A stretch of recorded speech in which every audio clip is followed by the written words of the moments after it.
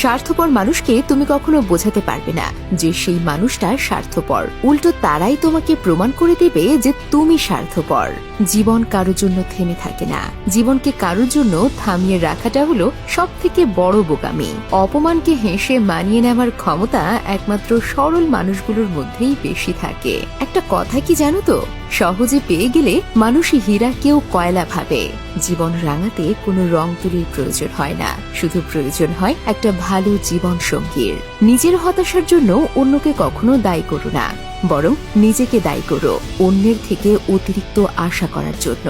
জীবনে ঠকলে হয়তো বিশ্বাসটা নষ্ট হয়, কিন্তু সেখান থেকে শেখা যায় অনেক কিছু। যদি অনুভব করো কেউ তোমাকে এড়িয়ে চলছে, তাহলে তাকে বিরক্ত করা ছেড়ে দাও। কেউ দেখে না তুমি তার জন্য কি করছো, তারা শুধু দেখে তুমি তাদের জন্য কি করোনি। বর্তমানে সম্পর্কগুলো এমনই হয়, খোঁজ না নিলে দূরত্ব বেড়ে যায়, আর বেশি খোঁজ নিলে বিরক্ত হয়ে যায়। আমাদের প্রত্যেকেরই কিছু না বলা কথার মধ্যে অনেক কিছু কথা লুকিয়ে থাকে।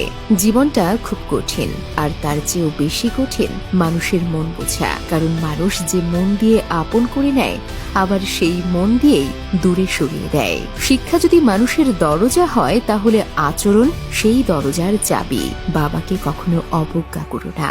বাবা যতই গরিব হোক, বাবার মতো শক্ত হাত এই পৃথিবীতে আর কারও নেই। অন্যের জন্য না মরে নিজের জন্য বাঁচুন। যারা আপনার গুরুত্ব পাশে থেকেও বোঝে না, তাদের কাছে আপনি অনেক আগেই মৃত।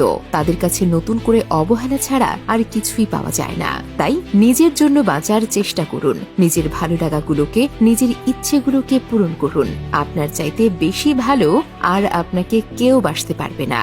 অন্যরা তোমাকে কিভাবে দেখে সেটা গুরুত্বপূর্ণ নয়, গুরুত্বপূর্ণ হলো তুমি নিজেকে কিভাবে দেখছো। হৃদয়ের সবটুকু ভালোবাসা দেওয়ার পরেও যে তোমার শূন্যতা অন্য কাউকে দিয়ে পূরণ করে, যে তোমার অনুপস্থিতিতে একটু নিঃসঙ্গতা অন্য কাউকে দিয়ে পূরণ করে, যে তোমার নিঃস্বার্থ ভালোবাসাকে উপেক্ষা করে অন্যের প্রতি থাকে আকর্ষিত, আর যাই হোক সেই মানুষটা অন্তত তোমার না হোক। ব্যক্তিত্ব বিসর্জন দিয়ে কাউকে কাছে পাওয়ার থেকে ব্যক্তিত্ব নিয়ে একা থাকা অনেক ভালো। নিজেকে কখনো সহজ সরল করো না। নিজের মূল্য বুঝতে শেখো। তুমি যে অমূল্য সেটা বুঝতে দিও।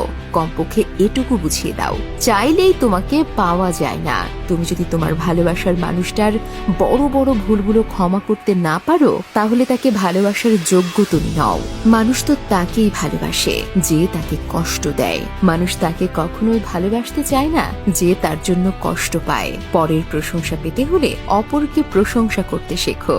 শেষবারের মতো আর একবার চেষ্টা করে দেখি। এই পৃথিবীতে এই চিন্তাটাই অনেক সফল মানুষের জন্ম দিয়েছে।